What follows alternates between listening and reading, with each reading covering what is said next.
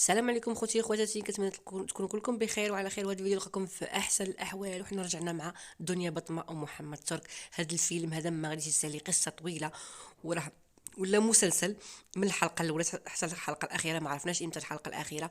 المهم محمد ترك تعبر في مواقع التواصل الاجتماعي عن الحزن ديالو، وعن لانه ما كيشوفش بناته، ما كيسمعهمش، حتى الصوت ما كيسمعهمش، ما كيشوفهمش. يعني هذا الدنيا بطمه ما تتخليش يسمعهم، وتعبر على الحزن ديالو بزاف صراحه.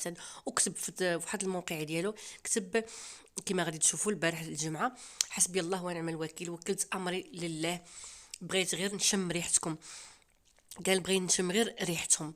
يعني هو شحال هذا ما شافهم، ما سمعهم، حتى في التليفون ما كيسمعهمش. غادي نشوفوا تاني اشنو كتب على، ديما تيكتب على غزال.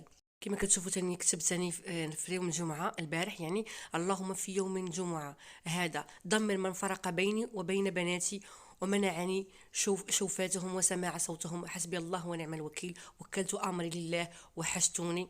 حشومه ماشي افعال ولاد الناس هذه. يعني راه محن بزاف، ما كيشوفش بناته، ما كيسمعهمش حتى في التليفون. دنيا بطمه يعني شاداه من البلاصه كما تنقولوا اللي كتضرب، يعني قهجاه من العنق ديالو، يعني الفلدات الكبد ديالو.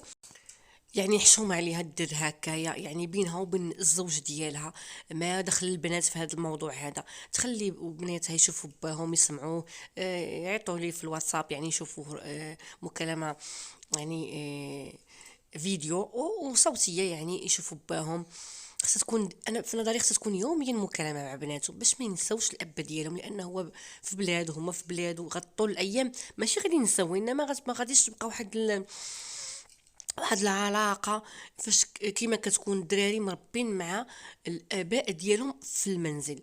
خوتي، كان هذا هو الفيديو، بسلام عليكم حتى فيديو اخر ان شاء الله بحول الله.